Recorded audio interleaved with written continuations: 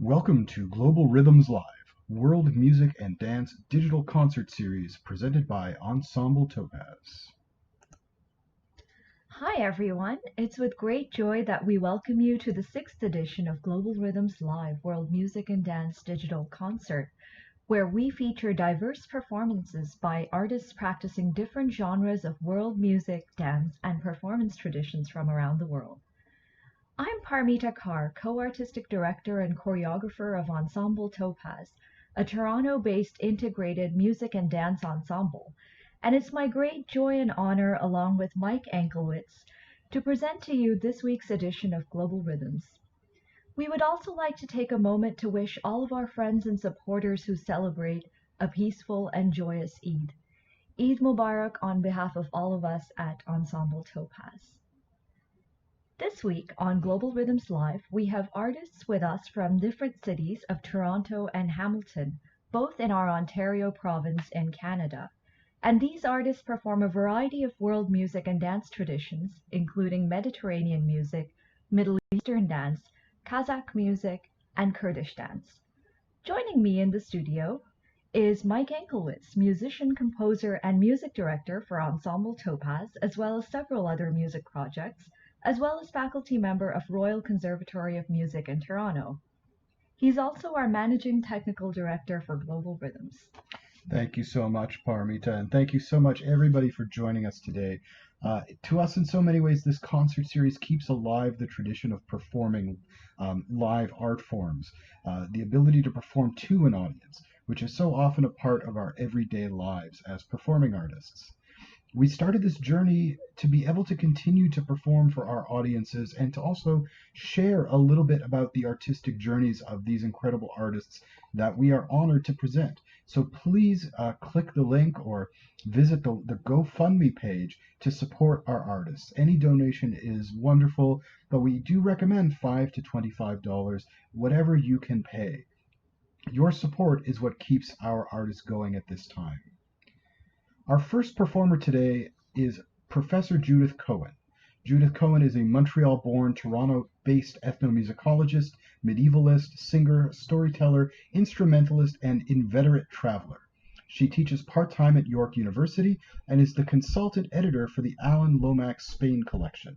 Judith did her master's in medieval studies and her doctorate in ethnomusicology at the Université de Montréal, known internationally for her research and publications on Judeo-Spanish or Ladino songs and on her music of the crypto-Jews of rural Portugal. She is an active performer of the music of her research and travels. Songs from the Balkans, Spain, Portugal, French Canada, songs in Yiddish, Ibizan Catalan, Middle-Even Occitanian, and Pan-European balladry make their way into performances, lectures, and storytelling. Her recent COVID-era online ventures include a lecture concert for a museum in southern Italy and singing to represent Tangiers for an online Mediterranean festival organized by a Spanish ferryboat company. Judith is also proud to be the mother of the popular Toronto-based singer and dancer Tamar Ilana. Ladies and gentlemen, here is Judith Cohen. So as you said, I'm a scholar and I'm a singer. I don't really know what order that's in, alphabetical or otherwise, and they both start with S. I guess what I've done for many years now is try and put together both worlds. So put together the world of being a singer and a scholar and a traveler. And basically, I sing what I study and I study what I sing. And, I grew up in the folk revival years in Montreal, so I always have that kind of, that kind of vibe in whatever I do, no matter how scholarly it is. So I've been trying to figure out ever since you first wrote to me and suggested that we do this. I've been thinking, okay, what should I sing? And I keep thinking, this one, no, this one, no, that, no, the other thing. And I really don't know. So what I'm known for mostly, at least in the scholarly world, is my work with Sephardic music. And I always say it's not the Sephardic top 10. It's not the Sephardic songs that most people hear. I do a lot with the old ballads, the old narrative ballads that tell a story. They're called the romances. And a lot of times you have the same ballad, the same story, but not the same music in the Sephardic world in Morocco and the Sephardic world on the other side of the Mediterranean in the old Ottoman lands. So I thought I would do one of those ballads and maybe do a bit of both versions. And I was hesitating, as I often do in real life. Well, this is real life. Sorry, in presence real life concerts in the old normal. I asked the audience, would you rather have a song of faithful love or unfaithful love? So I was thinking of maybe asking you, since you're my immediate audience, do you want faithful love or unfaithful love? Let's go with faithful love. Wait a second, the woman is answering. That's so interesting. Mike, you let Paromita answer so politely without saying a thing. Right, faithful love. Okay, so let's see which one will faithful love. So the husband or the beloved or the fiancé goes away and he comes back. And he comes back, of course, 7 years later, which is the magic time. And she doesn't recognize him because she's been busy hanging around being faithful all this time in most of the versions. And so he comes back and he says, here I am, can I have a glass of water? Or can I have a glass of wine? Or a glass of something? And she says, where have you been? He says, I've been at the wars. Oh, have you seen my beloved? What does he look like? He's gorgeous. He's perfect. And she describes him. Oh, well, yes, I saw him. He was dying. And with his last breath, he said, I should marry you. Oh, no, no, no, can't marry you. Can't marry anybody else. I'm going to wait for my beloved. Okay, I'm your beloved. So that's the main story. And it's got a lot of variations. And I first actually heard it in an Ottoman version that was collected by Israel Joe Katz, back in the 60s in Jerusalem, in Israel. And that one has a twist where he says, well, what would you give for your husband? And she says, well, I'd give my 3 vineyards, not good enough, my 3 houses, my 3 mills, my 3 this, that, not good enough, not good enough. I give my 3 daughters. Not good enough. I want your body. No, you can't have that. It's my husband's. Okay, I'm him. I'm he. Arboleras, arboleras, aman, aman. Arboleras tan gentil. Por ahí pasó un caballero, aman, aman, caballero, amadí, que buscas la mi señora, aman, aman. Que buscas vos por aquí. And it goes on for quite a while. It's unaccompanied in the old traditional style because the Sephardic Jewish women, usually sang these long ballads while they were embroidering or doing other housework or preparing a meal or rocking the baby. They had their hands occupied, and so they would usually just sing it straight. But one of the other versions that I know is a Moroccan Sephardic Jewish version, which is based on an old Spanish version. And it lends itself, because it's a very Western kind of melody, even though it's from Morocco, it lends itself to my medieval vielle. So usually I do it on the vielle, and it goes like this.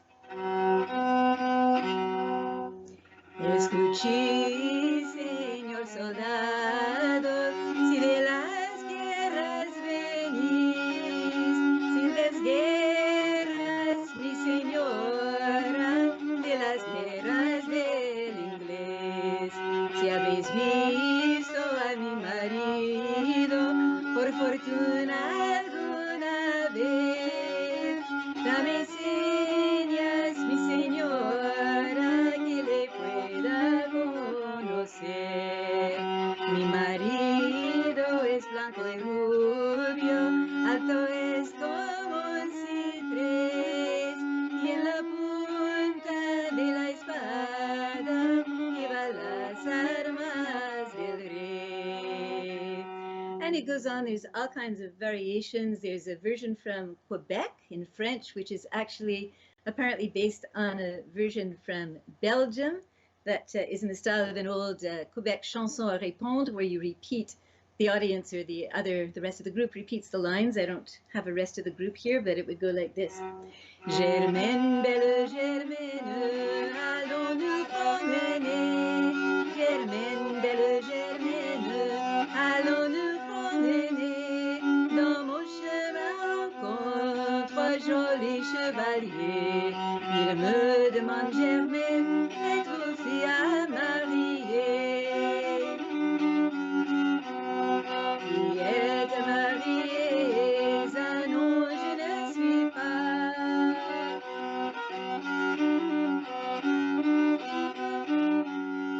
J'ai mon mari absent, voilà ce soir c'est temps.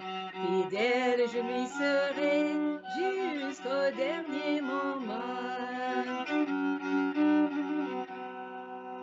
And it goes on, there's all kinds of versions. It's what we call a pan-European ballad. And I realized actually, quite far into studying this kind of thing, that it's the same ballad that people my generation grew up listening to on the very first Joan Baez record as in vinyl, the kind that goes around and around, where she sings, "There young maid all in the garden, strange young man passer by, says, fair maid, will you marry me?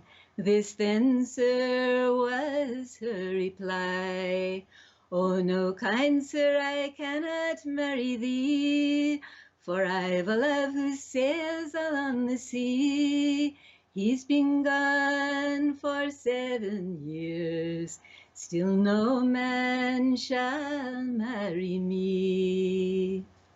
So that's the kind of combination of research and performing and traveling and so on that I like to do. That's an amazing sort of confluence, and it's amazing how many different cultures and different countries have similar songs across that Mediterranean region and into Europe and even over to Canada. Do you see that a lot in your travels and in your studies? Well, it's not so much that the songs are the same as that the themes are the same. So you get, archetypal themes like the husband's return, Penelope and Odysseus and all the rest of it. And then you get things that are very local, that are really songs about things that happen locally. So it's kind of hard to say. In the case of these ballads, and I have to specify always narrative ballads, because people are so used to thinking of ballads in the late 20th century popular English language world sense of kind of, popular love songs. But I'm talking about the old narrative ballads. And a lot of these really travel. And sometimes it's hard to say when they started. There's a couple in Spain that go back to the 1001 Nights or earlier. And there are others that are rooted in medieval Spain. And for those of you who don't know me, I'm also a medievalist. So a lot of what I say is based on medieval studies too. So it depends. Some of them, yes, and some of them not so much.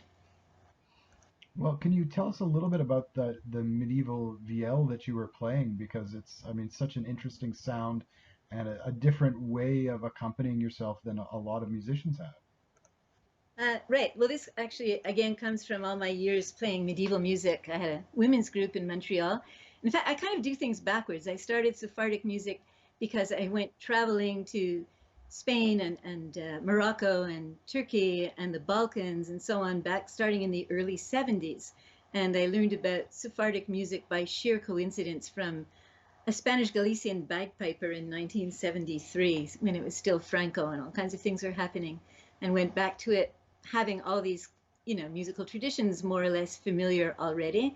And the same thing with medieval music. I kind of went into it a little bit backwards. I heard a recording, I think it was in a medieval garden in someone's house in what we used to call the McGill Student Ghetto in Mile End, right near where Leonard Cohen used to live, back in late 60s, early 70s. And then we formed this medieval women's ensemble, and people started saying, did women perform music in the Middle Ages? And so I went and wrote a master's thesis to find that out, and learned all about women in medieval music in medieval Spain among the Jews and the Muslims and the Christians, and it was totally fascinating. So when I finally got into Sephardic music, I had this medieval background to say what wasn't medieval about Sephardic music. But anyway, yes, this is a copy of, I think, a 15th century, an early 15th century vielle à archet, bowed vielle, as opposed to a vielle à roue, a wheel fiddle, hurdy-gurdy.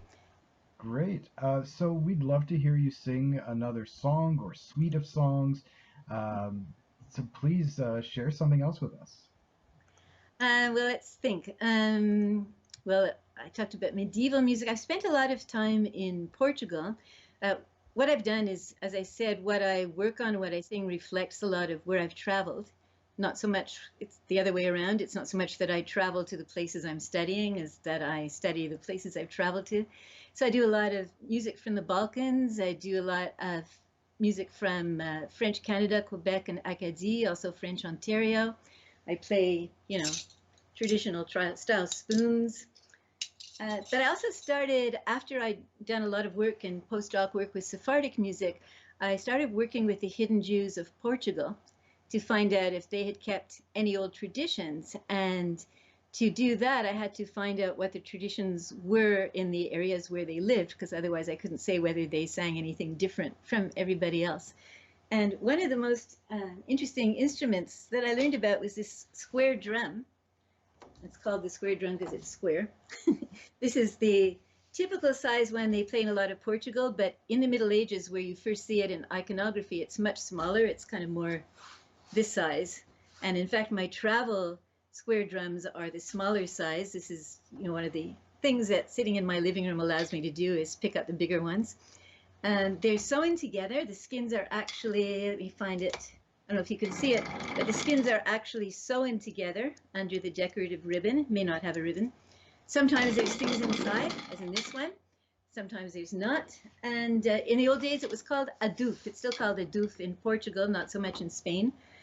And it's from the Arabic, al doof, or Hebrew, hatof. It's the same thing. So this is an odd song from the north of Portugal, northeast, and it's an area where a lot of hidden Jews during the Inquisition used to live. Not very many hidden Jews live right in this area anymore, but they live not very far away in the larger town of Bragança. But it's not particularly a Jewish song. I recorded it in one of the villages, and it's about the drum itself. It says, "Long live the person who plays this pandeiro cuadrado, the square drum." And then it has all kinds of verses that, in English we call zipper verses. You can zip them in or zip them out. So it might say, "This is not my drum, it belongs to Maria, and she loaned it to me for the pilgrimage." Or, "This is my drum, and it has 4 corners, and it's made of skin of a sheep that only yesterday was happily, pasturing in the grass." Or, "This is my drum, and it has 4 corners, and you don't play it just with your hand, you play it with a golden ring that my beloved gave me," and it kind of goes on and on like that. So I'll just do a couple. And you only play it in between verses, which is another odd thing, really only in this area that I know of. Vivo canto co pandeiro, viva Ekaterina mão, viva canto co pandeiro, viva Ekaterina mão, viva caia de lugrari, menino seu coração.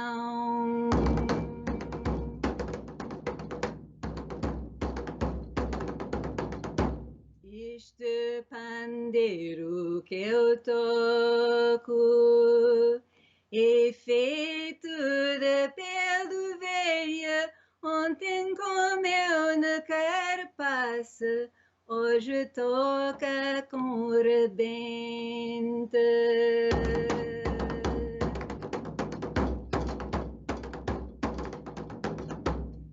Este pandeiro que eu toco não é meu que é de Maria. Este pandeiro que eu toco não é meu que é de Maria, que me deu para tocar no dia de romaria.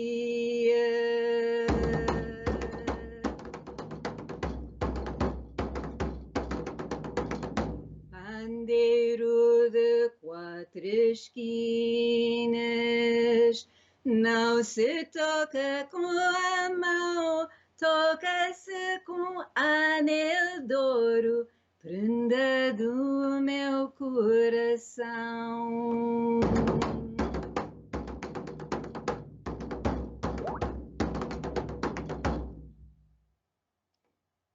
And usually at the same time, somebody else will be playing a triangle, an old-fashioned blacksmith, heavy blacksmith.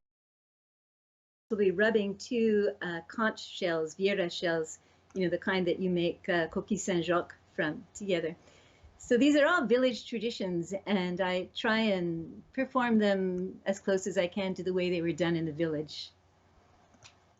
Thank you so much, That was Judith. beautiful. That was beautiful. I loved it. Both the songs and the stories. I absolutely loved it. Thank you so much for sharing these traditions with us. Well, thank you guys for inviting me.